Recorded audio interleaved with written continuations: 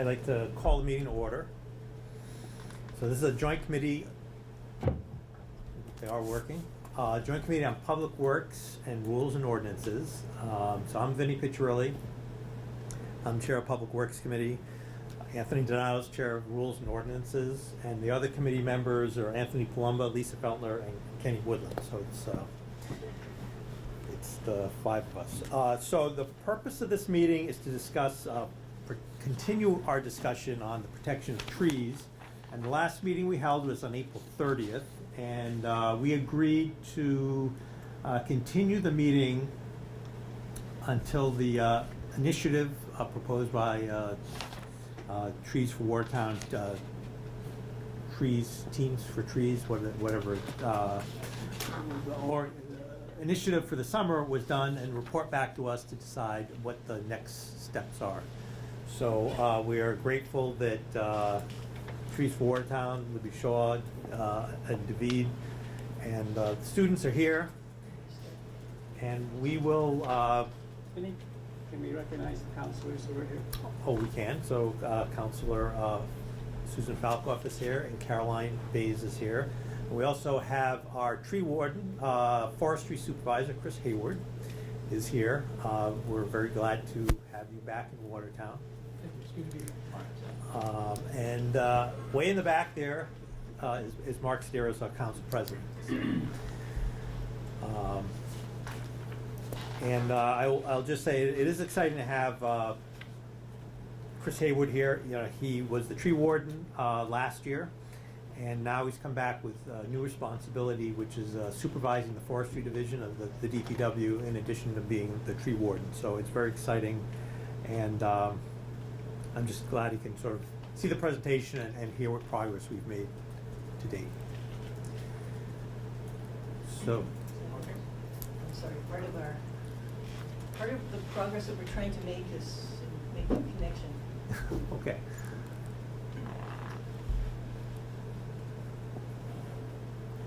This is plugged in. This is- So for what it's worth, I can't even turn on the TV at home because it's too complicated. So I have to have my son do it. So. Oh, yeah, you can email it to me if you want. The only problem is that chances are that this presentation that was created on a Mac is going to look kind of weird on a PC. We'll have it.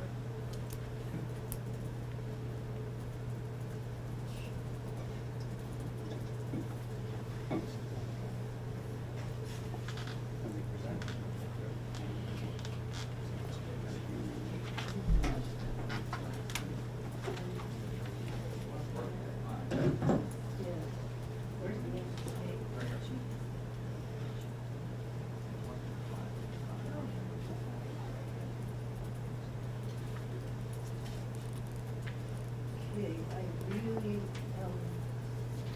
not know why let me just try system preferences. Hold on a second. Really sorry to delay us here. While we're waiting on that, we do have some of the Teens for Trees who worked on the project this summer here. I don't know if you would want to stand up and introduce yourself to the members of the committee. So, You know what? Joe. I'm Liana. okay. Well, thank you for the work you did this summer, and thanks for coming. No problem.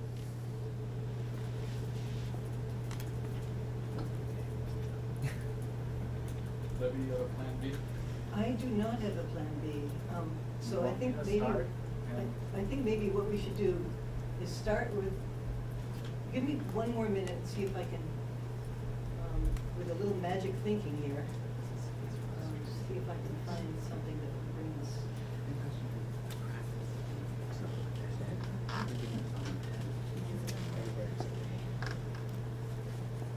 We have a meeting.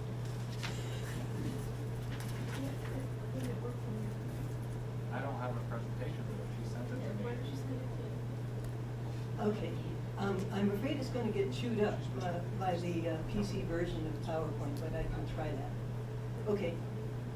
Do you want to send it to me and go first, or do you want to send it to me and go second?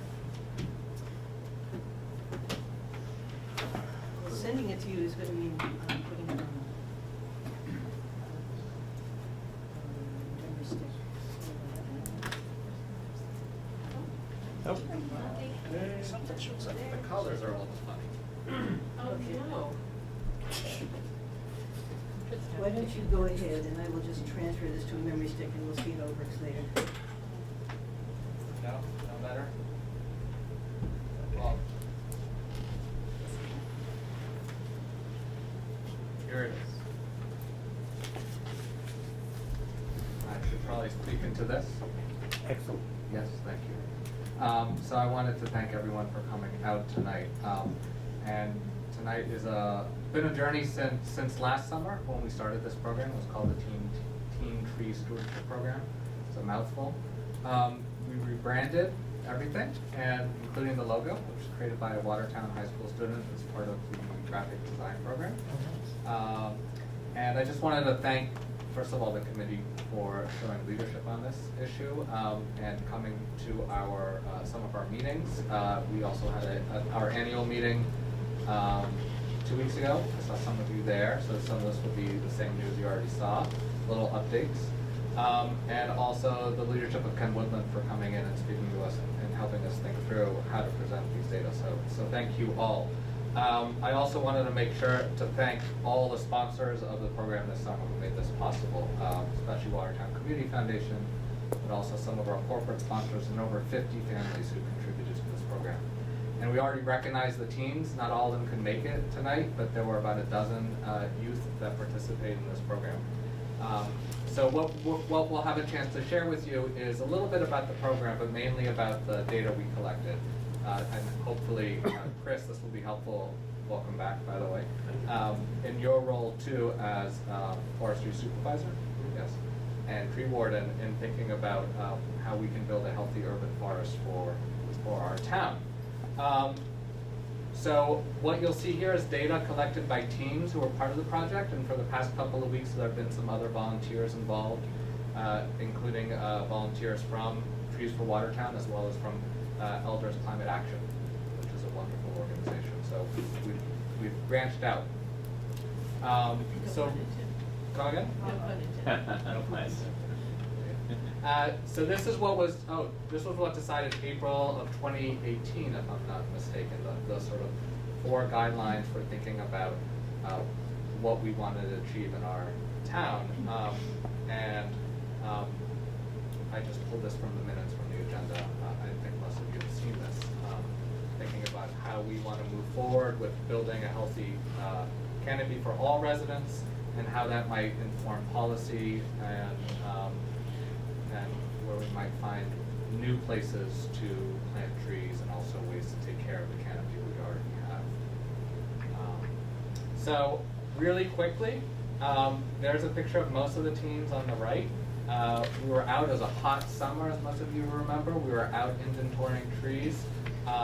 We didn't get done with everything because it was so hot, and because many of the streets we were on did not have trees, which we'll talk about later. But we also had a chance to learn about trees, and there's a picture of Stephen Jackson from the Mount Upton Cemetery.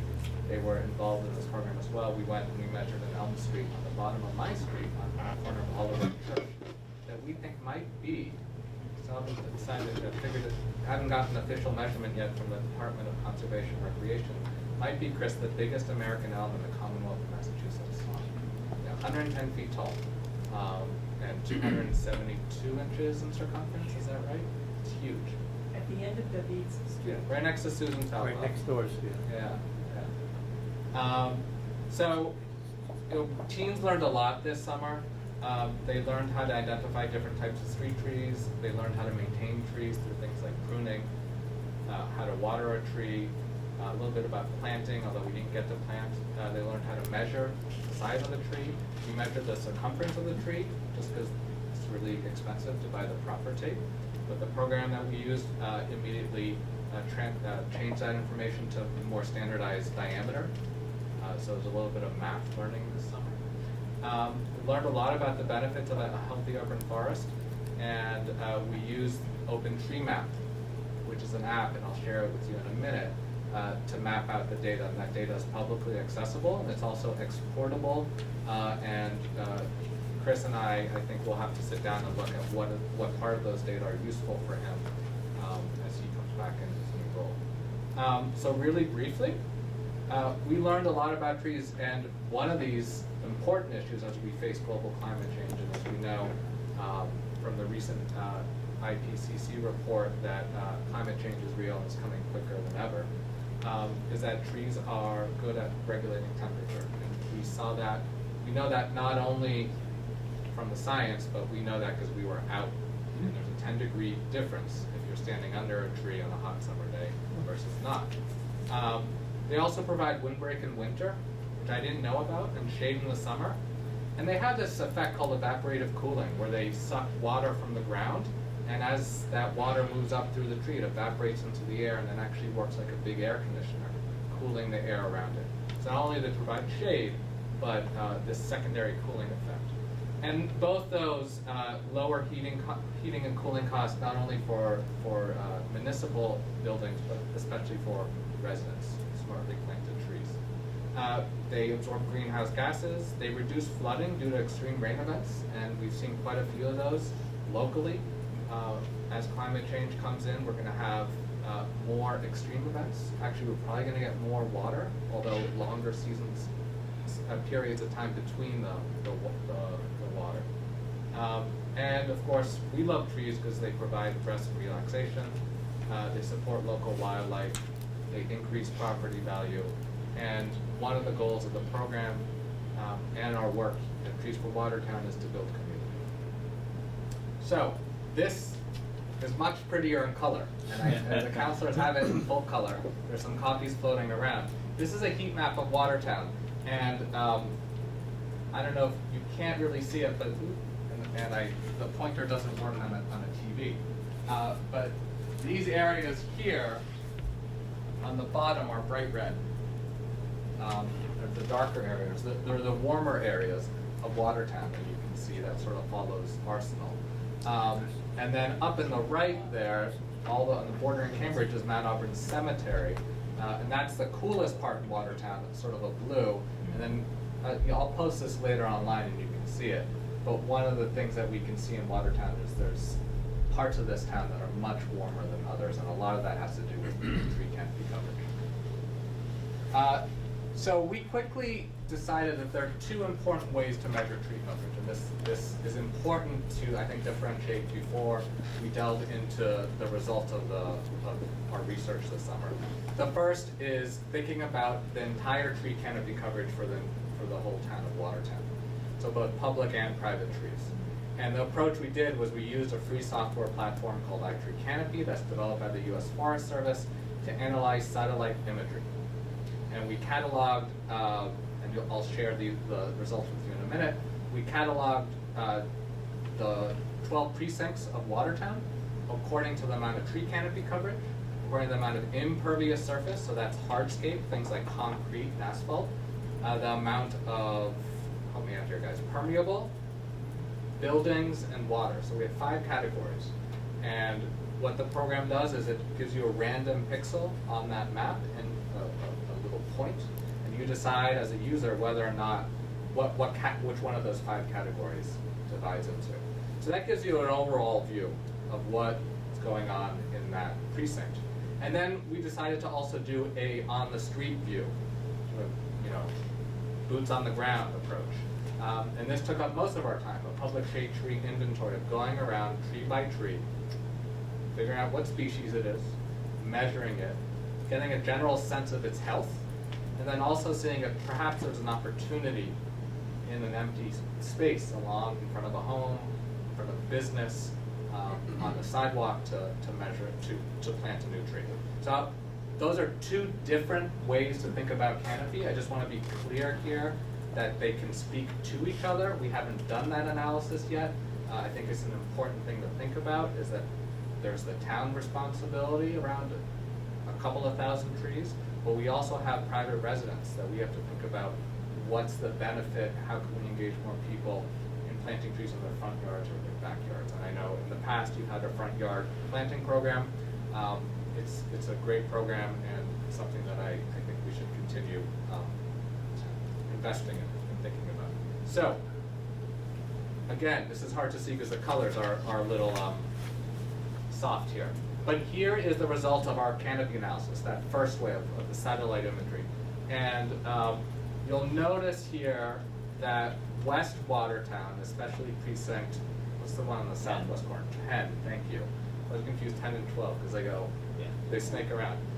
So in the southwest corner has the lowest tree canopy coverage in the entire town. And not surprisingly, precinct 1, where Mount Auburn Cemetery is, has the highest tree canopy coverage, about 30% or so, 35%. Just today, the encouragement of Libby Shaw, I teased apart those two areas, so Mount Auburn Cemetery and the rest of Precinct 1.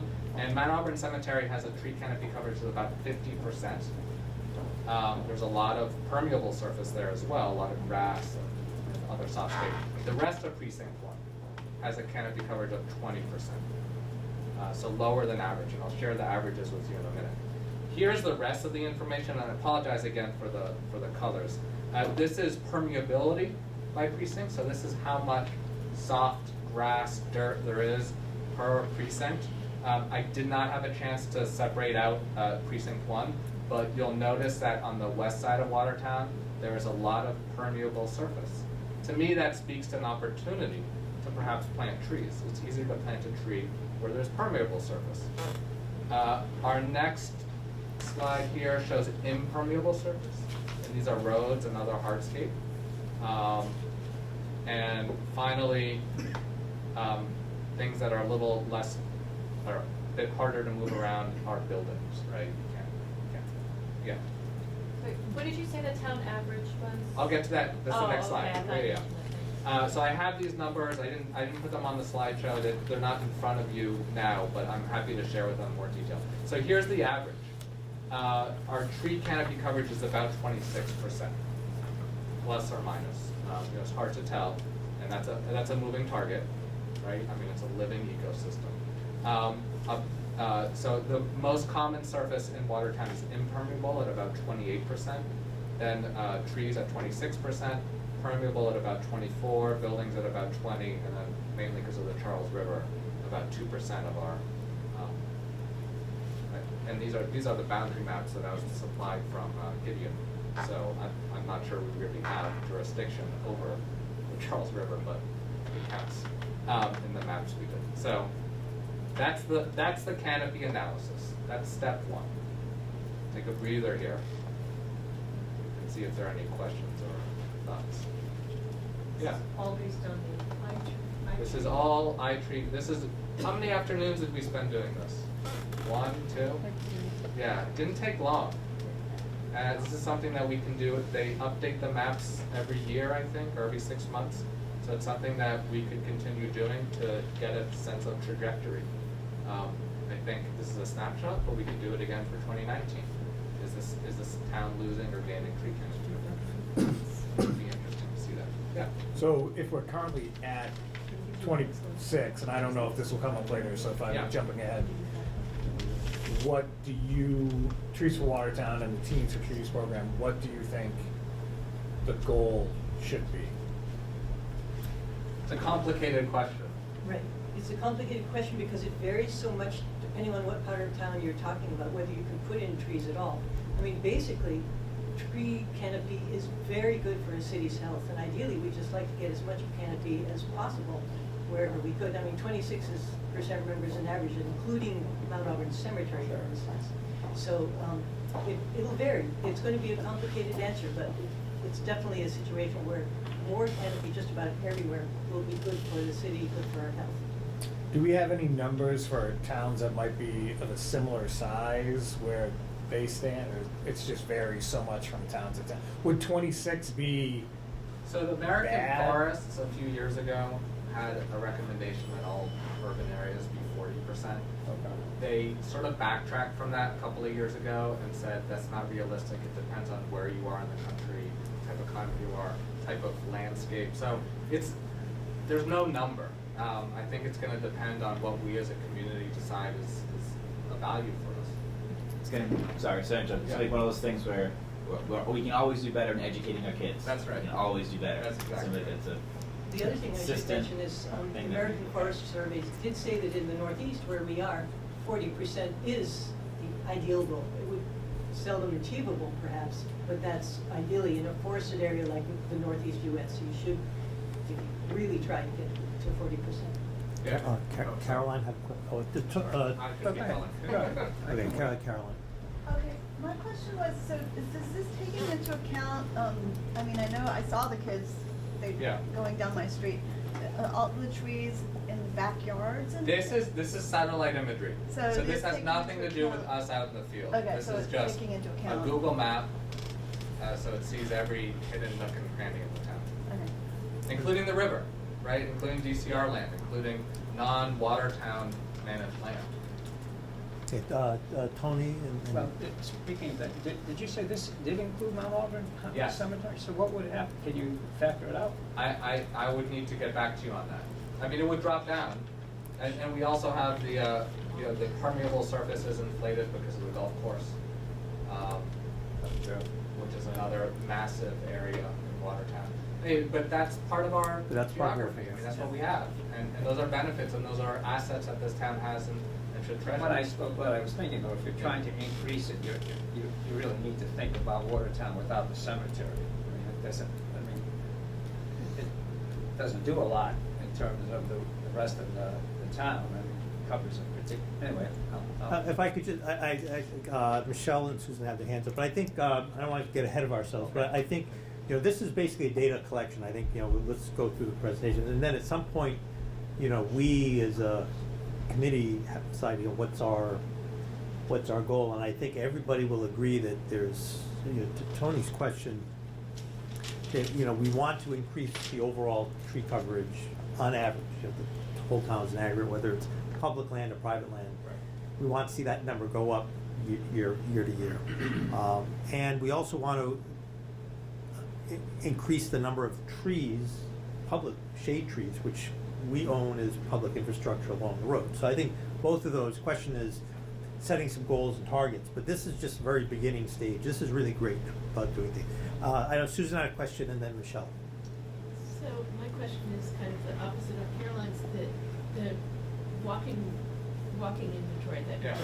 did you actually walk every day to the street? I'll get to that in a minute. Let's, Okay. if you don't mind waiting. No, Yeah. I'm fine waiting, Because I have maps with that. okay, I had a related question, Yeah. I forgot maybe what Okay. Okay, Michelle? Which two precincts had the least coverage, and what were the percentages for those two precincts? I don't have that in front of me. The precinct 10 is 12.9%, and it looks like maybe precinct 11 is around 13. I'd have to pull up those data. So about 13 is the lowest. 13 is the lowest. Coverage. 12.9 is the lowest. Okay, yeah, around the approximate. Yeah. And then precinct 1 was the highest at about 36. So really, because of Mount Auburn Cemetery, right? But Well, it kind of gives a better picture when we know what the lowest end of the scale Yep. is. yeah, there's a threefold difference, they say, between low and high. Okay, why don't go ahead. All right, so that was part one. That was the left side of what we did, the analysis of the canopy. Most of what we did, the hard work we did, was we went outside and we inventoried trees. That takes a lot of skill and a lot of understanding, and these students learned a lot this summer, so I want to commend them for that. We learned a lot from Mount Auburn Cemetery, Jim Gorman, who's an arborist there, the DCR came and taught us, Libby came and taught us how to prune. So we went out and we inventoried, and as of today, like I said, there are a couple of people who have been working past couple of weeks after the program ended. We've inventoried 3,423 trees. We're not done yet. It's a lot of trees. You can imagine that's hot, sweaty days. You'll notice here, as you look at this map, every green dot here represents a tree, and it's washed out. There are big gaps in this map, right? That's because some of these neighborhoods we haven't gotten to yet. So it's not because there are no trees there right now, as of yet, right? So East Watertown there, near the Target, you'll notice there's a big blank area. We just haven't gotten there. precincts 10 and 12, we haven't gotten there. Part of the reason for that is because we were at the high school in the summer, and getting around, we sort of stayed central. We're trying to figure out ways to finish this before all the leaves fall. And I'll get to that in a minute, how many you have left. Before I begin, actually. Yes, Liana? Some of the places we didn't get to because the sidewalks were too thin. Yes. That's why some of them are gaps. Say, so Liana just said, I'm gonna repeat it, some of the places didn't have enough sidewalk space for trees. Susan? So do we have an inventory of the street trees So, that we have? so We're getting to that. yeah, thank you. I Yeah. want to backtrack for a minute. So Chris, last year, before he left, shared with me the official town inventory that was done by Davy Tree, and which you had maintained for the past 10 years or whatever it was. And that data he gave me as just a big Excel file, and it had something like 4,000 columns in it, and lots of rich data in there, including location, species, tree condition, detailed information about tree condition beyond what we collected this summer. And Chris had maintained that information, so when a tree was planted or removed, that was notated in the app. So thank you. That was very useful data. And what we did is we took that information, and sorry, Chris, we stripped all the data out except for the location of that tree and its ID tag. So what the goal was to sort of do a fresh inventory. It's been 10 years. Let's go see what's still there. It's sort of a fun activity that I actually had it. Try to convince those that don't want a tree that it's a good idea. Okay. Libby, did you have some, Yeah, thanks. working, okay. So first, I want to thank you all so much, starting with Ken, but everybody on this joint committee for focusing our town's energy and communal hive mind on this issue, which is really important, which is trying to improve the canopy in our town. It's really, really important, as David said. We get really pretty intense news every day, the latest being the UN report last week. Things are going to heat up and get weirder a lot faster than they had originally thought. And cities are really going to need all the beneficial effects of tree canopy, which I won't go in detail because you, I think, know them, which is why you're supporting this process. I also want to say we're so thrilled to have a full-time forestry supervisor, tree warden, and that Chris Hayward, who knows this town so well, including so many of its trees, is back and is going to be looking after this. We really need your vision. We really need everything that you're going to do to help bring UPW up to speed and work with community neighborhoods to get trees planted. I'm so happy that finally you have the time, or at least much more time than you ever had before, to follow up on this, because I know how frustrating it was for you and for all of us when you couldn't follow up before. So the presentation I put together, I think it's pretty fast. It was meant as sort of a preamble to David's, but actually it works fine as a coda as well. So what I did was basically take the 4 points that Vinny outlined that were in the minutes of the last meeting. And I really just have 2 points to make with a few slides each. First off, the first point that Vinny's presentation, that Vinny's four-point prospectus stated was Watertown residents want to live on pretty tree-lined streets, and the town council should make this both an operational and a budget priority. It is kind of a shame that the red isn't working on this display because this is actually a fall scene, not in Watertown, but it could be Watertown. It's actually very much like the street that I live on, Templeton Parkway. When I first moved here 40 years ago, it looked like this. It had overarching canopy from both sides. And Watertown, we know that this happened in Watertown before. We know that it can happen again. We just have to have the will to make it happen. Now, what I want to talk about is when you say pretty is a word that's shorthand for a very deep yearning that we have really as as humans, you know, we are programmed to, we're programmed in ancient times as essentially hunter-gatherers. We're living in cities now, but our minds are basically programmed to seek out situations like this. I'm going to quote from some documents that are online. There's been plenty of research that bears this out and shows all the beneficial aspects of having trees in urban settings. Our brains change in very significant ways when we're exposed to trees in the city versus not exposed to trees. In lab-based studies, MRI studies, they show that when you're viewing urban scenes, blood flow to the amygdala, which is the fight or flight part of the brain, increases, meaning that part of our brains actually views cities as hostile environments. I mean, we love them, but they're very challenging environments, says this part of our brain.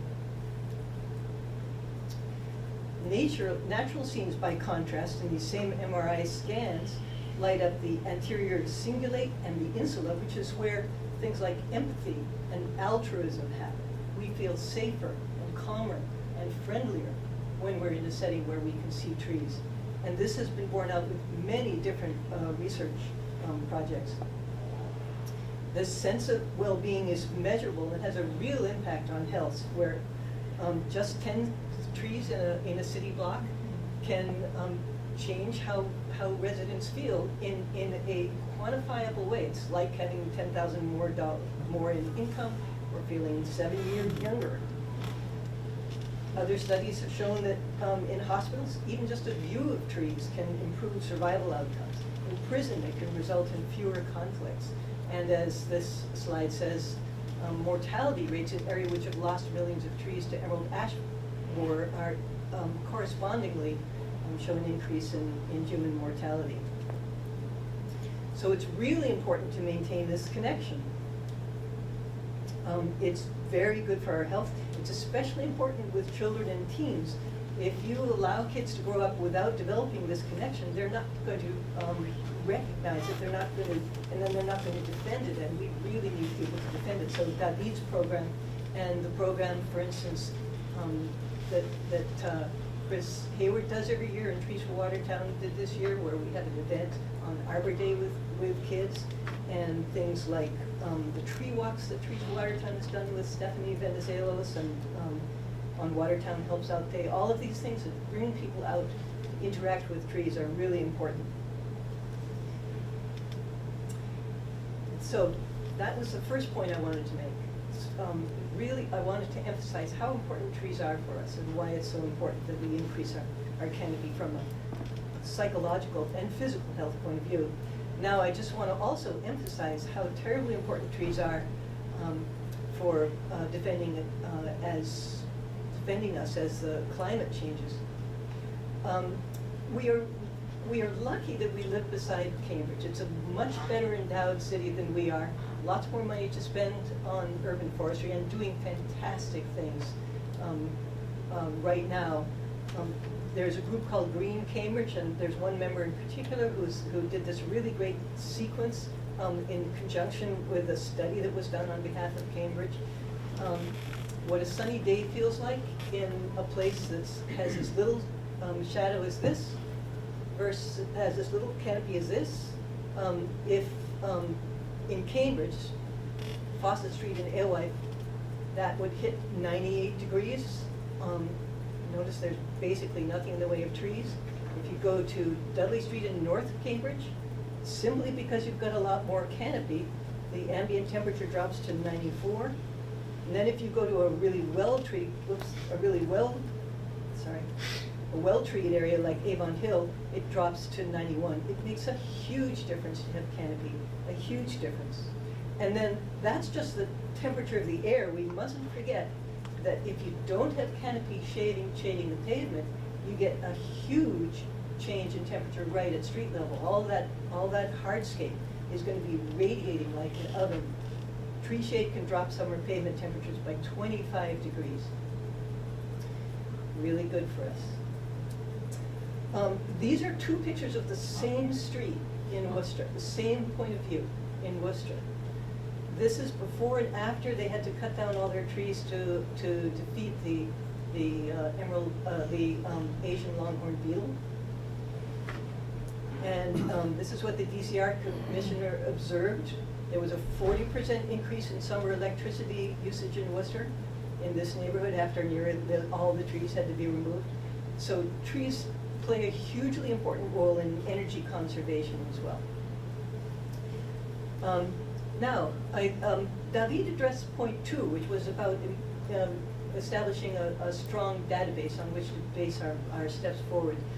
I'm skipping ahead to point 3 in Vinnie's 4 points. As part of street and sidewalk construction projects, Watertown should identify locations for new street trees early in the process. This is really important. It traditionally happens fairly late in the process. It should happen early so that you can make sure that there's adequate planting beds. You also need to, ideally, remember trees do the most for us if they're large.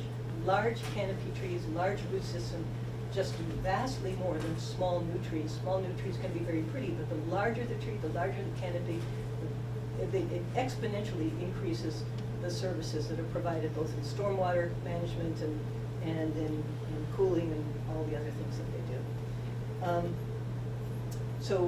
So policies to deal with that are terribly important. This is a map which I'm happy to see there's no red in it, so you can see it very well here. This is a canopy map of our area.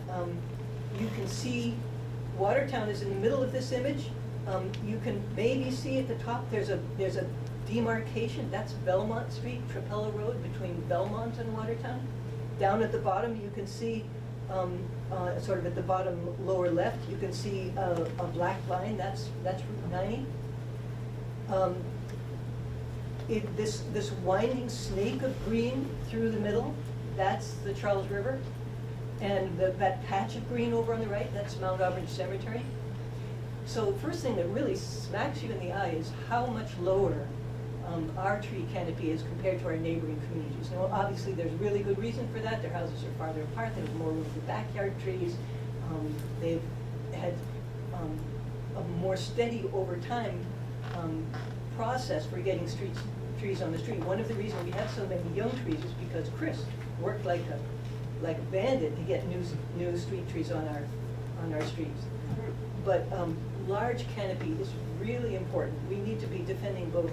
We need to be working hard to preserve our large trees as well as get new trees in so that they can, and get them in so that they can grow and have long, healthy lifetimes and become those large canopy trees.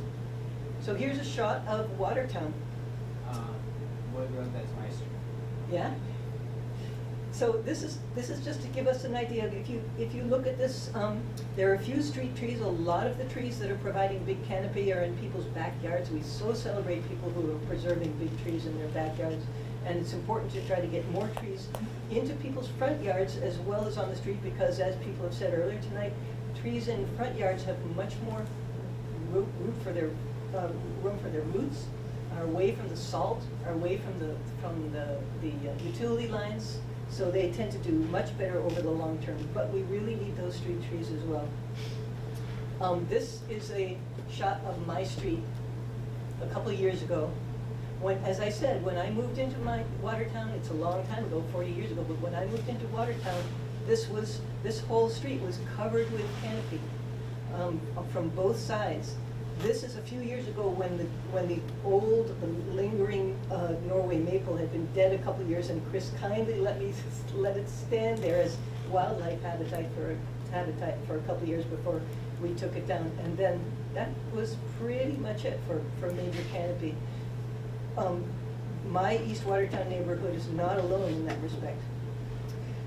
Finally, the fourth point, for planting new public shade trees in locations where no construction projects are planned, policy should be developed to ensure such trees thrive in the long term by providing appropriately sized planting beds, by providing automobile barriers in locations where there are no curbs, and by planning the planting locations so that they will not be disturbed by future construction projects. These are all really important. Now, we know it's really tough in Watertown.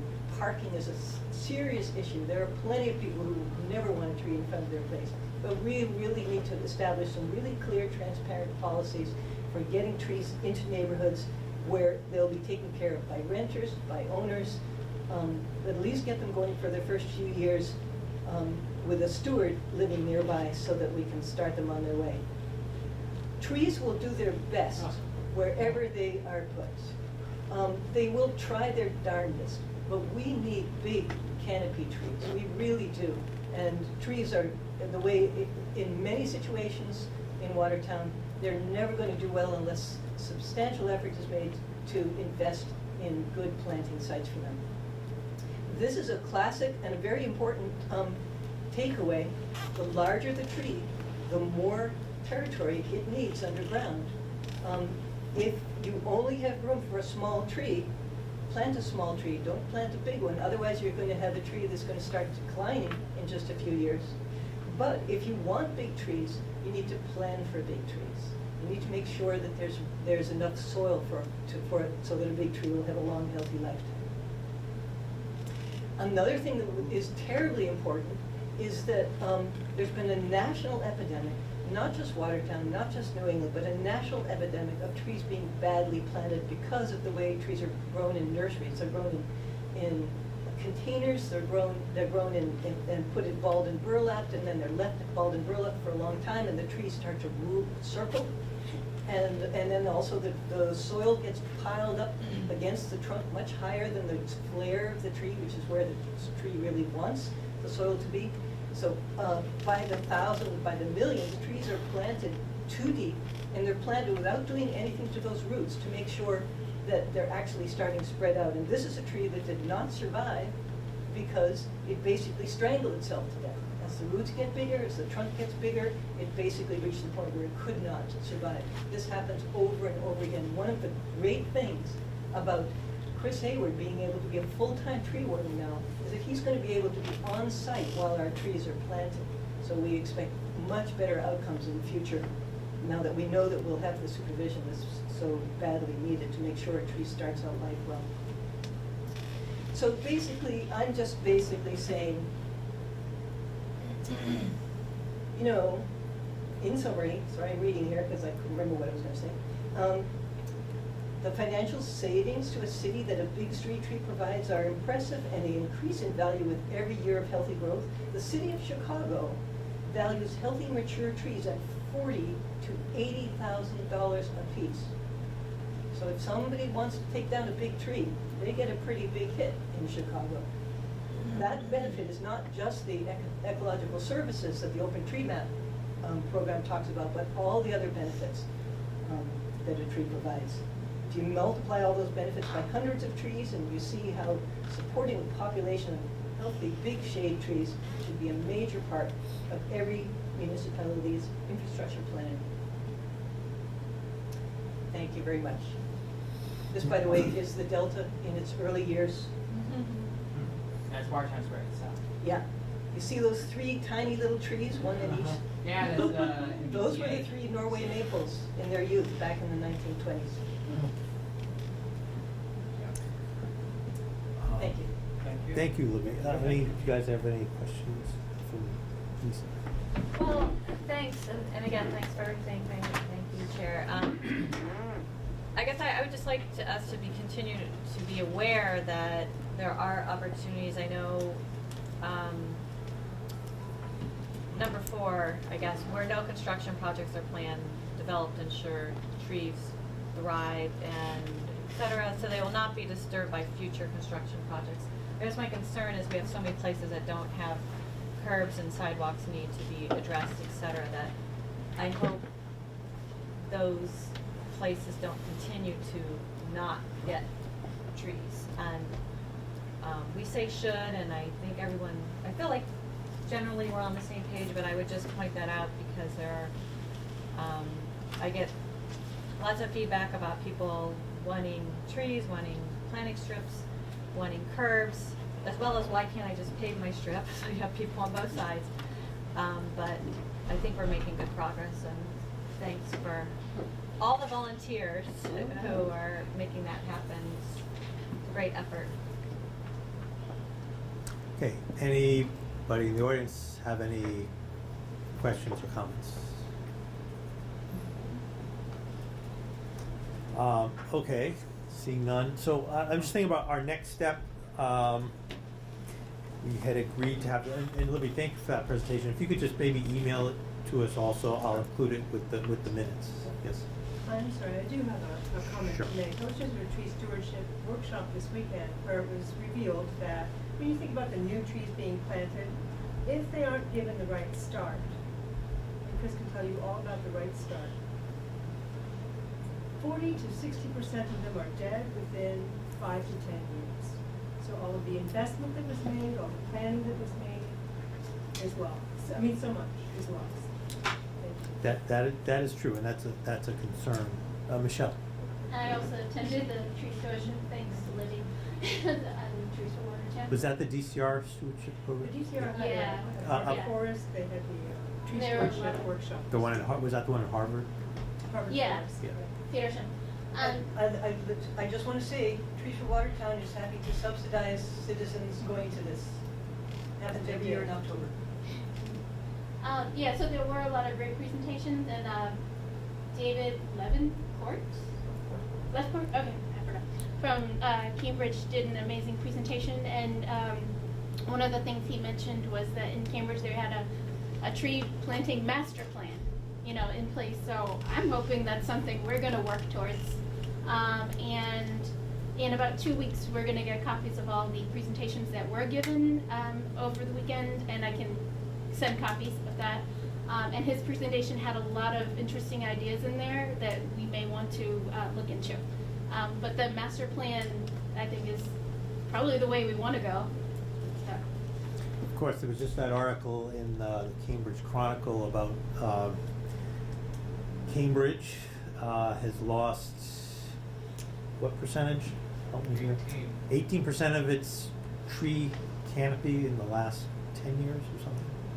So it's, even despite massive effort, it's a challenge. And it's mostly in the residential areas, I believe, yeah. In private. In private backyard. This master plan is underway, they expect to have it finished in 6 months. I'm sorry, could you? The Cambridge. No, I'm sorry, could you tell us who you are? Oh, Sorry. I'm Anita Roy Dobbs, and I did some time on the Stormwater Advisory Committee. Oh. And now I'm one of the folks who show up for Trees for Watertown meetings. And she designed the Teens for Trees website. Oh. Co-designed. So, so committee, what do we want to do next? Do we want to ask? Do we want to take this to the next level? Yeah. I mean, the way that, and I'm sure we can put this into a good motion, but the way I see it is the exact same way we look at road reconstruction in the format. 5 years ago, they rated every street in town 1 through 100. Average score was like a 67, and then we developed a strategy. And every single year, we gave a certain amount of money we put to road reconstruction. 5 years later, they came back and said the average road went from like a 59% to 60 65%. something. So we could see that the strategy we were using was achieving the results we intended it to achieve, and we had a measurable effect. And it's kind of similar where we're never going to be at 100%. We're never going to be exactly where we want with each year being 100, but that's the measurable way that we justify that expenditure in towards that end. So once we kind of do that once a year, where Public Works meets with DPW, they run through the streets they want to do, and they say, hey, we want to redo Main Street, and we're going to do a full depth reconstruction as opposed to a different method, and we're going to use this system for this reason, and kind of go through the costs and the reason, longevity behind it. It's kind of the same thing. But I think that'd be a nice thing for us to do, just like once a year, once this thing gets off, just to meet with rules and ordinances wouldn't be there here anymore. I think our time is probably coming to a close with this. But Public Works would meet and say, hey, this is what our canopy's looking like every year. This is what we did. This is what we're looking to do. And that way, if canopy's reducing, we can say, oh, maybe we need to put more of an effort into this or that. So it's just like this is the perfect start to a nice measurable way to say we're working towards this goal, and this is how we do it, and this is the way we measure if we do it. Susan. I wonder if it would be good to make the goal to achieve a target goal to achieve 40% Yeah, I think we're getting a little ahead of ourselves, Yeah. and one of the things, I'm a big believer, and maybe it's because I'm an engineer, but I think the data, this needs to be a data-driven process, because otherwise, it's really easy to add, it's better if we're gonna be assigning dollar amounts to the work we want to do, it's really kind of good to sort of nail it down into sort of data. And I think I think so two things, David and his team of teens, it's an amazing amount of work in terms of the data collection.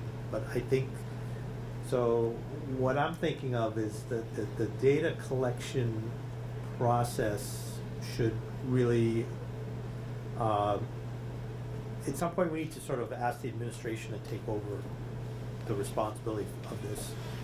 As we had said before, to create a operational and budget priority for improving Watertown's public shade trees. So we need to review the data collection done by Teens for Trees. We need to integrate that with the town's existing database of what we have. And then we sort of need to, I think we need to develop an ongoing strategy for both the data collection as well as updates. We're planting trees or removing trees are getting sick or whatever. And I don't know how to do that. And I think I would feel comfortable, if the committee felt comfortable with this, as asking the administration to sort of take that as one action item. And then the second action item is to analyze the data. And one of it would be to develop sort of annual trends in the overall tree canopy coverage, whether that's private land or public land. We want to identify and prioritize identify streets and locations for priority actions. What streets really need the most trees planted? How do we, if you look at the map of, some areas are wanting, and other, how do we prioritize that if we're going to start spending money? Where do you want to focus our efforts? So I think identifying that and creating the priority action plan. I think we really need to think seriously about the trends and sort of both the quantity and the size of removal and plantings. And I think if you go back to that distribution of small trees, maturing trees, mature trees, I think we need to going back to the sort of the inherent mortality of planting a small tree. If 50% of the small trees we plant don't last 5 years, we're if not cared for. Well, and again, so that's what would be really interesting to see, in sort of looking at that data, how many trees we planted 5 years ago actually still exist. Yeah. And I think look at that trend, and we may want to think about if we're cutting down 200 trees a year that are 10 to 24 inches in diameter, and we're planting 200 trees a year that are only 2-3 inches in diameter. We're actually falling behind in terms of our canopy coverage. But I don't know. Again, I think we need to have the professionals look at that and make that decision. Are we doing enough? Are we doing enough in the right direction? And then I think the last thing is, it sort of gets to this thing, is sort of the trends in the mortality. Why are we losing trees? Why even newly planted trees, or even some of our giant trees, the mature trees. And is there more that we could do, or is there something we could do? Is part of our municipal infrastructure maintenance to make sure that a 24-inch tree will survive and grow into a 30-inch diameter tree, and I think that helps us on the other end of that. So I'm thinking there's sort of two major goals. And I sort of written this out ahead of time, that we could ask the administration to do it. And I think it's kind of appropriate. Now Chris has been with us now in his new role for 3 weeks, so he's got a lot to do to sort of acclimate himself to his new role and his new staff. And we are just going to be going into developing the budget for next fiscal year. And I think we need to give the Forestry Department of Public Works some time to sort of think about a strategy about what they want to do. And I'm not going to put Chris on the spot to ask him. It wouldn't be fair to ask him to speak to this right now. but just I hope you heard a lot about what we've done and sort of where we want to go, sort of as a priority for the council. And again, this is, I would say the great thing about this process is the 5 of us on this joint committees, which is a majority of the council, just ourselves, plus the councilors that are in the audience have supported this. This is really, I think maybe this is the year we really want to make this a budget priority and kind of take it to the next level. And I don't know, we don't want to be prescriptive in terms of telling the administration how to do it. We just sort of want to lay out, our goals and our aspirations as a community and let you figure out the administration figure out how to do it. So committee, first, before we get to the audience, is that sort of, are you comfortable with that? Or do you want to add something? I don't feel like we're really there yet because there's a lot of inventory that needs to be done yet. We have this potential of Sasaki, like you said, getting more professional. I feel like we need, it's great to continue working with the group we have here, and Chris Hayward's just on board, like you said, giving him more time to weigh in on a potential strategy that he thought might think council could endorse or modify or whatever, work with. So I agree what you're saying in principle. It's a great time in making the budget priority, but I don't know that, since we don't have the data yet, we want to make data-driven decisions, and we need more transparency about some of these issues and what the data means, and the GIS expert to help us develop a goal is kind of how I'm feeling. But So that would be the administration's task, is to develop a strategy for ongoing data collection and how to do that. And I don't know. I mean, there's multiple ways of doing it, right, Tony? Which is a strategy to do what? So if and when the data is completed, the data collection is completed and analyzed, which can be a joint project and with some help from outside volunteers like Sasaki. What's the strategy's goal? You're developing a strategy to achieve something. So that's why I think Susan's point, whether we want to put a figure on it or not, but you collect the data, you analyze the data. This part of town doesn't have as many trees. This part of town has more. The kind of trees in this area are small. The ones over here are big. This area is more likely to be easier to plant trees here than it is over there. So we collect all that data, and you have some information, but you don't develop a strategy about that, using that data, unless you have some goals. I don't understand how you would develop a strategy to do what. Well, and I think it seems to me that we need to I don't know if we want to say it in our report, but we need to be able to say, you're collecting the data, here's the data, we have some goals. Based on this data, we have some goals. A strategy then is designed based on the data, based on the goals. In my mind, I think the goals go back to the 4-point kind of mission statement that came about in April. So we're going to ask the administration to supplement the data that Chris already has, plus what David's group is putting together, hopefully in the next couple months, and use that information to achieve this 4-point target goal. And I know when I look at these things, from rules and ordinances in my mind is always enforcement. How are we going to enforce it? Well, from this, I look at it as, I don't think we want to get too specific, because I don't want to mandate to Chris what he should be doing, because he knows a whole lot better than any of us.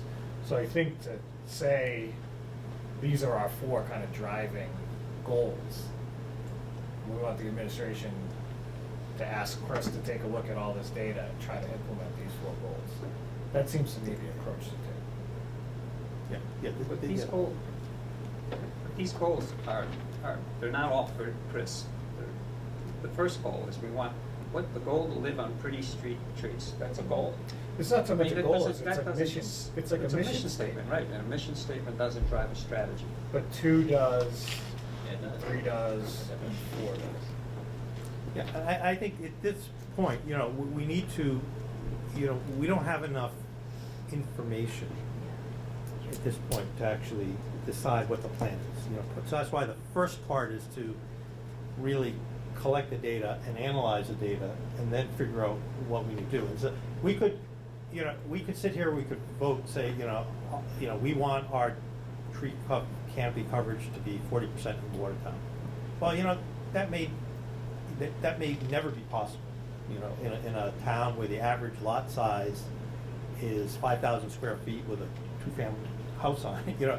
It just may not be physically possible for us to do that. And I don't want to get into that kind of very specific goal setting without understanding sort of the underlying data that goes into it. And I think that's where I don't want to set ourselds up for failure. And let's, you know, sort of like we did with the pavement management program. We hired a consultant who actually literally went out and surveyed every block of roadway, curb and sidewalk, and assigned a score of 1 to 100 on it, and figured out, you know, do we get to the industry standard is a 70% average road grade is considered what you should be doing. What is it going to take to bring all our roads up to that $92 million? You know, that's what it, and 20 years. So that's what we did, you know, and then we went ahead and started this road reconstruction program to work towards that. I think, you know, like Kenny said, I think we need to sort of take that same kind of analytical, data-driven approach to the regreening of Watertown. So that, I guess that's what I was asking. I'm not sure at this point, are you saying you're thinking we make a statement, we support the administration Ask them on a to do more it. professional level, because they've got this already started, in terms of getting the data. So I guess I'm trying to understand what you're saying, getting the administration involved. So I think this, so, you know, I think we're reaching sort of the conclusion of the policy part of this. And we want to ask the administration to develop an operational budget priority for improving Watertown's public shade trees by one, developing the data collection process for public shade trees in Watertown, and number 2, to analyze the data to determine an action plan. And then come back to us and say, all right, here's what we've done, this is what we want to do. And then at that point, we would decide what we want to do and how we want to do it. I'm going to repeat just for the sake of repeating. You don't create an action plan unless you know what you want to achieve. Now, you don't need to say 40%. You can just use the word increase, tree canopy. But you don't create an action plan based on data unless you have something you want to achieve. That's why you have an action plan. It's the same thing around housing. You want to increase the stock of affordable housing, this much. That's why we have production plans. That's why there's a housing production plan, because the plan is based on achieving something. So all I'm simply saying, use the word increase, don't even use a percentage. Just say that you want to increase the tree canopy, and then leave it up to Chris to decide how to do that. But you don't create a plan, an action plan, unless you want to achieve something. I think then we use, again, back to the minutes from April, we use 1 as this overarching mission statement. And then 2, we just eliminate the introductory part and just say, determine what neighborhoods and specific streets are underserved by public trees. Moving on to 3, then you just say, identify locations for new street trees early in the process. And, you know, implement policies, long-term policies where construction projects are not planned. So I think we're just using the same 4 points, and we're structuring them as identifiable goals. So determine what neighborhoods, that's, you know, identifiable goal. Identify new locations, identify. So thank you. So my question is, are we giving the forestry division, are we empowering them with this you're saying you want to make a vote with a statement. I guess that's my interest. Are we, by moving forward, I want to empower this effort to move forward and have this get more analytical data. That's efforts that started, whether it's through Sasaki or this group, or that's what I want to do, I guess, is whatever you do is that we empower it to the people that are already invested in the staff that's here. So I don't know if we could hear from Chris if he feels like that would be. Yeah, again, I don't maybe want, the ball forward or I just not. want, we're not asking Chris to do this, we're asking the administration and the full resources, Right, the town but it manager sounds and all like- department heads. Is this include enabling it? I know Susan desperately wants to I say something. desperately want to say a few things. One is, I think we should be aware of the fact that for items 2 and 3 or 2 and 4, having Chris in the DPW is going to be a huge difference. He's involved with the people who do the roads, and he wasn't before. That's huge. Second thing I want to say is I'm really kind of puzzled by your way of looking at this, Vinny. Like, we're saying, we've had this group that's collected data, that's done a terrific job, that's made us aware of trees in a way that nobody else in the government has done for 175 years, and that's nothing against Chris. And so now we want to fire them and turn it over to other people. And I just don't get that. I didn't say that at all. I wasn't sure if No, maybe- and that's why, I think the strategy for ongoing data collection, I see that more as sort of a partnership thing with the town, obviously owning it, but using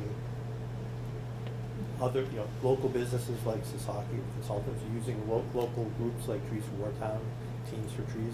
It's not, I almost see that, the success on this really comes in the public kind of buys into it. The public kind of takes ownership, and it's, we could say, it's fine, just Chris has to do this all by himself in his department, but I think we get a much better outcome by having other people involved in it, and being able to do it. I don't want, and the thing, I don't want us to tell how to do it. I just want to say, I want to ask the administration to develop an operational budget priority for improving Watertown's public street trees, and to Tony's point, and increase the town's overall tree canopy by, 1, developing a robust data collection process for public shade trees in Watertown, and 2, analyzing the data to determine an action plan. And those are sort of the I make a motion to that effect. two. I mean, is that a? Motion on the table, waiting for a second. Okay, Elliot. Chair, I have a motion. Let's let Elliot speak first. I have one humble suggestion that you add a realistic timeline to all your different steps that you can judge your progress or lack of progress. Hopefully, I think that would be important to drive all the different steps that you have. We will, and I think, but at this point, we haven't had. I mean, this is sort of the first step, and we need to. I'm hoping that this will make it into next year's budget, which we will vote, which will be presented next April. But there's a lot that needs to go on before we get to that one. I think this is a big point. Kenny made a motion. Do we have a second? I mean, I'll second this one. Okay. Okay. So any discussion? Lisa. Thanks. So I guess my question, what I'm hearing is,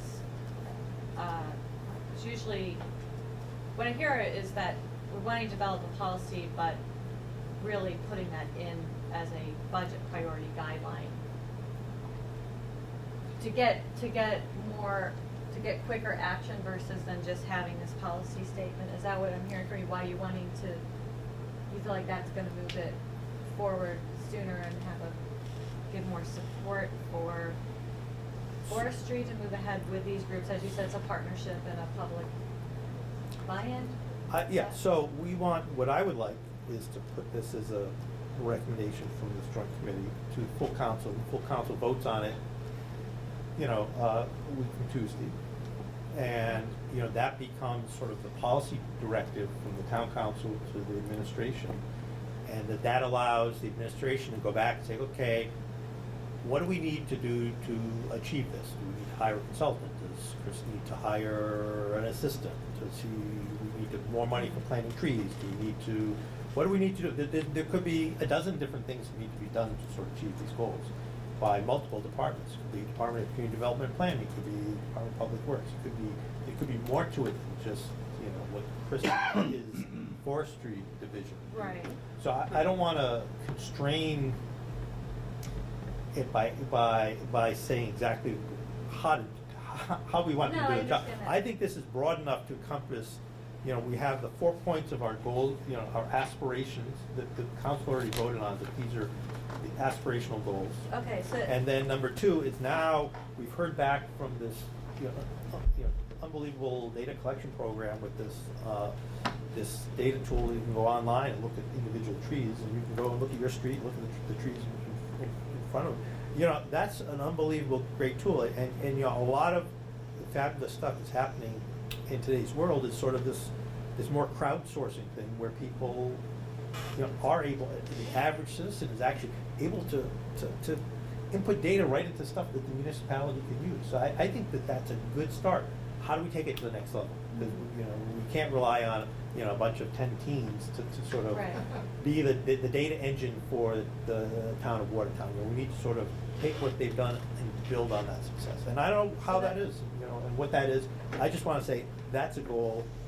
Go out, administration, Mr. Manager, and your department heads figure out how to do it. So, but that's what I'm saying, is that your feeling is this is the first step to push the agenda forward, and it gets directed from the administration to then feel like you come back, and as we get more data, we can have develop more specific goals that we either vote on, or this group or committee or forestry brings forward as part of their budget plan or their mission for 5-year plan, or because you're saying these are aspirational, but they can be aspirational as a priority guideline? Is that what Sure. I'm hearing? Would you wanna make a friendly amendment to the motion that says, and report back to the Public Works Committee for further discussion? I think that's implied. Well, I guess the question is, do we want to come back to joint committee, or is it just Public Works? Well, I like that because it doesn't sound like we've closed the. Yeah, Business. That's the next step. I just can't really tell what's gonna happen differently if we make this motion than if we don't. Cause isn't it really up to Chris to figure out how to proceed? So I think, and correct me if I'm Spotlight wrong. is getting pretty hot. No. We are, I mean, Who came back? there's You no guys signed up better for this. comparable analogy than the road reconstruction plan. What we're doing with that, we can just do with this. Well, And you so know- every year, there's like an annual review, whatever you wanna do. Well, there's So- 100 streets and there's 4,000 trees. And trees are smaller than streets. It just doesn't seem comparable. The framework for coming back, it's, I got $50,000 in the budget this year, I did X, Y, and Z. The goal that you guys said was to increase canopy, I can do that if you give me an extra $10,000, which will translate to X, Y, and Z. So it's a presentation, it's a mechanism, it's a framework to move things forward. And I think the goals that we've laid out the discussion tonight is a very good indicator of what we want to do. But we're not gonna finalize and Right. dot I's across T's to do that tonight. And I guess what I'm trying to sort of say, Davey, just hold on a second. You know, we could really easily say to the town manager, you know, increase the tree planting budget from $75,000, is it now? $75,000 to $100,000.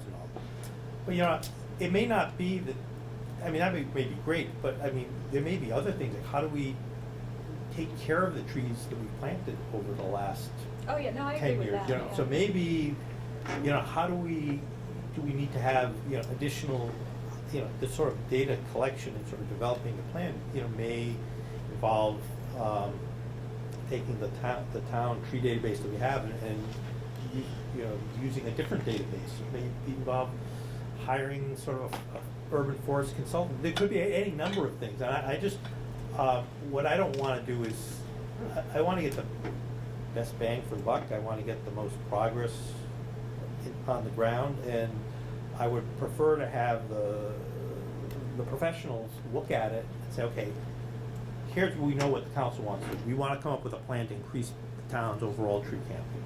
Okay? What do you need to do it? You know, you tell us what you need to do it, and we'll figure out, you know, where to get the money to do it. That's the, I guess that's sort of, I see how the division of labor works. I know David had a question, then Tony, Is it open for public comment? well, we're asking, yes. Two things quickly. First, thank you for this discussion, but I want to make sure that people recognize that what we've done at Trees for Watertown is not seen as a one-off. That we want to be able to continue to be part of this process moving forward. So whether it's watering trees, working more closely with Chris in the summer, Cambridge. I know we keep on going back to Cambridge, but they have a teen watering program where teens go around on bikes and water trees. That's something that Boston does as well. Thinking creatively about how we can partner together, I think, is really critical, and I don't want to lose sight of that. So it's good to have you back to think about creative ways to do that, because we missed you this summer. Second,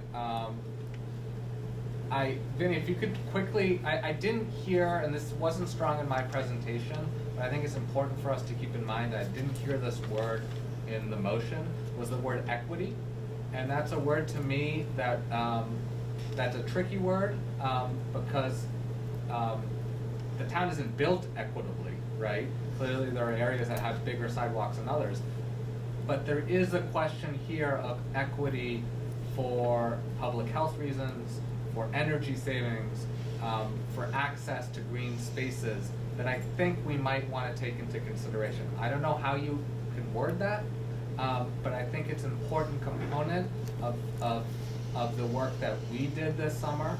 It's a recognition that not all areas of this town are equally serviced by a tree canopy, even though a tree canopy serves us all. So, Yeah, I think we addressed that in point 2 in April. okay. Develop a data-driven plan to determine what neighborhoods and specific streets are underserved by public Okay. shade trees. So I think we recognize that. And again, it's going back, I think that's sort of the, you know, the policy directive Yeah. that we've already agreed on, and now we just sort of want to ask the administration to take it to the next level. Listening carefully. Tony? Yeah, thanks. Could you repeat well, actually, David said something I wanted to say, but I'd like to see it in the motion. So maybe if you could repeat the motion, I'll try to find language to insert it. Ask the administration to develop an operational and budget priority for improving Watertown's public shade trees and increasing the town's overall tree canopy by 1, developing a robust data collection process for public shade trees in Watertown, and 2, analyze the data to determine an action plan. Okay, so somewhere in the first part, I'd like to be clear that we want to do this in cooperation with, and maybe it's the second or third. But can you repeat just the first sentence? Develop a robust data collection Yeah, process in for public shade trees. cooperation with Trees for Watertown and the Teens for Trees. I think we need to put that in as a recognition first of what they did over the summer and what they did last year and what they continually will do. So if we're talking about sort of developing a sense of community participation and ownership, I think that should be part of so I'll make a friendly amendment to include in cooperation with Teens for Trees for Watertown and its Teens, what is it? Teens for Trees. So that's how just that additional piece. I would almost try to make it more, I understand and appreciate the point, I would almost try to make it a little more general, just in case at some point in the future, Teens for Trees doesn't exist anymore. Or if we could just say with, right, community groups, right. Well, maybe you could add on community groups and the other community groups, but I do think that we need to recognize and appreciate the work that was done. And this way, we are recognizing and appreciating. So I understand your point, Anthony. Do we want to say, Because there's other community. Developing a robust data collection process for public shade trees in Watertown, including the data collection performed by Teams for Trees. Well, you could say that, but I think I'm saying in the first part, in cooperation with Teens for Trees and Watertown for Trees and other community organizations as, so that's the part that I want to include there. I just say I can appreciate what Councilor Plum was saying, just because we don't have it's not like the Conservation Commission is doing this. Like, we don't have a standing committee that's working with Chris on that. So it's fine with me to say, you know, and other community groups. So if we just acknowledge this community partnership and public buy-in, and that, you know, we're working together to makes it a little more clear. So whoever's here and reads that, to your point, Anthony, that in the future is. So I'm making a friendly amendment. to the So proposal. what, so The friendly amendment this says says after the word, including, okay. in cooperation with Trees for Watertown, Teens for Trees, and other community organizations. That's it. That's the additional, So that's the amendment. just that language would make it so that moving forward would have to include those two groups plus other organizations, when it could be a situation where the administration wants to advance. Doesn't mean they're going to include, not include everyone to the extent possible, but it does handicap them from moving forward without having to move forward with this. I said the word, you can define in we don't cooperation. need to include the folks that got us to this point. I don't think they did it for the recognition. I think they're here to advance a policy for a lifestyle for everyone else. If we include their name or not, I don't think it matters, but it does complicate how that motion moves forward and then how we can act on it. I don't think it complicates the matter of how you move forward. You can define cooperation as much as you want to. And there is clearly, it's not simply recognition. These are organizations that have put for years a lot of time and energy into the issue around trees. If we are going to develop a policy, we ask the town to develop a policy. I'm asking that that policy be developed in cooperation with, and you can define it, they can define the power, this administration can find language or way it wants to define the word in cooperation. But in cooperation with Trees for Watertown and the other community organizations. It's not a complicated, it doesn't muddy the waters. It provides for community organizations to participate in the creation of policy. They can participate anyway. It does muddy the waters because it makes it contingent. That's the plain language of the reading of that motion that way. We disagree on it, that's all. That's- Put out the motion, so that's the motion. Okay. Either vote on it, vote it down, or don't vote it down, but that's the Perfect. motion. I'd like to call the question then. Okay.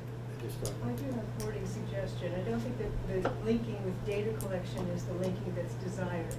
The linking with decision-making is definitely desired, and the open to partnership and collaboration with community groups, that's definitely welcomed. Love the word collaboration, not So, but I cooperation. think we don't really want to be linked with the data collection, but we would love to have language along the lines of, and seek collaboration and partnership opportunities with community groups such as Trees for Watertown and Teens for Trees. This is very independent, and the policy decision-making isn't quite in that wording, and that would be great.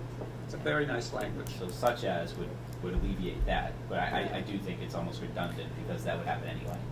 So, I mean, that's just okay, my personal okay, we got, The language is good. so. I do like that language. Okay. I like that language. I'm All gonna right. vote against it. I like that language. All right, so that would go, Should make a motion. So it's a little bit aside from the data collection. so 21 had it's Just just the word such as. So, And to seek collaboration and partnership opportunities. That's right. With folks such as, and the with name community however groups however such you want. as- Trees for Watertown. eh, And that's a well, nice well, way of saying. eh, so where would that, in your mind, where would that sentence go? You have to, after you've done the data collection, you're going into the notion of making policy, making decisions based on data. Well, so we have analyze the data to determine an action plan. I think it was fine at the beginning, how you had it, So let me just. And to the extent possible, including community groups such So, well, as. we always include the public in making these policy decisions anyway, so just don't, you know. I think we are talking about more, not just making decisions, but also collaborating on, so this is your plan, how can we help make that plan real? You know what I mean? And determine, so ask the administration to develop the operational budget priority for improving Watertown's public shade, trees, and increasing the town's overall tree canopy by 1, developing a robust data collection process for public shade trees in Watertown, and 2, analyzing the data to determine an action plan. To analyze the data and seek collaboration Yeah, and partnerships. to determine Partnership that. opportunities. That's To right. determine an action plan in collaboration with, Well, I think and you would analyze go- the data to determine An action. an action plan in collaboration. Right. In, To the extent possible. that's a different, To the in collaboration with, what was your Closer sentence? phrasing. well, mine was a little aside from the decision-making. And to seek collaboration and partnership opportunities with community groups such as Trees for Watertown and Trees for Trees. That's Since fine. you say we're already part of the And to, decision-making. and to seek, determine an action plan. Collaboration and partnership opportunities. To the extent possible. Well, that's what, If that's. you can. That's implied, right? With That's community. implied. This whole thing's And to implied. seek collaborative Here we are. That's implied. 15 minutes past. And partner, to seek collaboration and partnership Opportunities. with, With community groups such as. Are there any other community groups we should add in? Well, there's Trees for Albert water. Climate Action. You know what, let's put them in. Why not? Well, Let's well, add these guys to the well, group. well. Get a whole list together. well, Such as Trees for Watertown, and that would include Teens for Trees and any other offshoots we. okay, so, And what was it, Elders? well, we're not, let's just leave it. Okay. Um, Yeah. So, okay, so Tony, Yeah, your sounds- suggestion, instead of adding it at the data collection bullet point, we'll add it in the, so that second. So it's the action plan is being developed in collaboration, or seeking opportunities for collaboration, right? That's fine. So that second sentence, that second bullet point where we, and 2, analyze the data to determine an action plan and to seek collaboration, seek, In collaboration. And to seek collaboration and partnership to opportunities. seek collaboration and partnership opportunities with community groups such as Trees for Watertown. Fine. And report back to Public Works Committee for further discussion. Great. Thank you. So that's the final amended motion. So we vote on the amendment first, right? Okay, so, let's have a vote on all those amendments. Aye. All right. Opposed? Okay, so, okay, so amendments is 4-0. Kenny Woodland is no. Okay, on the final amended motion, which I will reread for the record, and those of you who are watching at home, and thank you for cable TV for being here. Ask the administration to develop an operational budget priority for improving Watertown's public shade trees, increasing the town's overall tree canopy by 1, developing a robust data collection process for public shade trees in Watertown, and 2, analyze the data to determine an action plan and to seek collaboration and partnership opportunities with community groups such as Trees for Watertown, and report back to the Public Works Committee for further discussion. So that's the amended motion. All those in favor? Aye. Aye. Opposed? So it's unanimous. Motion to adjourn. Is there a second? Second. All those in favor? Aye.